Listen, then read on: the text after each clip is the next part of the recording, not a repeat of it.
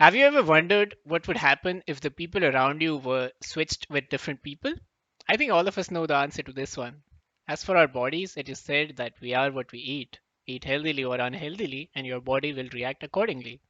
But as for our nature and character, we are what we consume from the people and the world around us.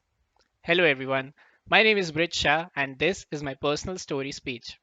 I have always thought of myself as someone who wanted to do things flawlessly and also to be the best in what I do.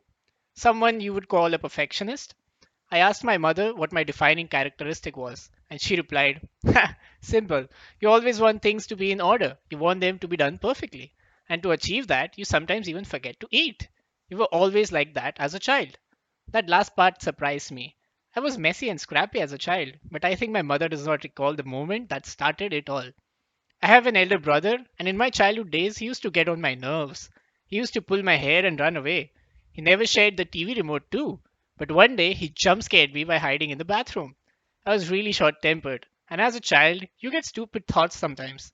I ran out of the bathroom and went straight to the kitchen. I took out a knife and screamed, "I am going to kill you." My mother came running from the porch. She slapped me 2 times. I still remember it as if it happened yesterday. She said, "You want to beat your brother? You must get stronger and better than him. You don't get to use shortcuts." The next day, she enrolled me into a karate class. I still remember her saying this to my karate sir. "Sir, he gets furious and he wants to fight his brother." To which he replied, "Don't worry, he's going to turn out just fine." A year later, after practicing every day, I entered a tournament. I thought to myself, I am going to win so easily. I faced my first opponent and he beat me 6-0.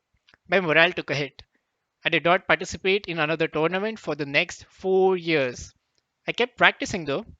One evening, my sir came up to me and said, "I think it's time. I think you are ready again. There is a national tournament coming up." That moment was significant to me. I had lost trust in myself, but him coming up to me and saying those words put me right back on my feet. I needed to hear those words from someone. I won the district, the state, and the national tournament that year, but my journey had just started. I went on to win a few more national tournaments, and then I faced an opponent who beat me 6-0 again. I was on a roll and then suddenly in a slump again. On our way back, I thought to myself, I will work on my defense and never lose a point. And so I did. I practiced on my defense to never lose points. In my career, I won 19 national goals. I will be honest, I do have a few silver and bronze medals too, but they only taught me that I must get better. I also lost a few points along the way, but I made sure I won that tournament and fixed the holes in my defense. This discipline and attitude also transferred over to my academics. I stood first in all my classes and had full attendance for 7 years straight. I also was world number two for a month in an online game. I was first for 2 hours, but it started taking a lot of hours and it got in the way of my academics. Fast forward 10 years later, from the moment I picked up that knife, I received my black belt. My sir said to me, "I think you understand what this means now. Also, you don't get angry anymore. Still want to beat your brother?" And that put everything into perspective. I never thought he would still remember why I joined in the first place. It all made sense. The very thing I was learning with the intentions of beating my brother became the thing that would bring me inner peace.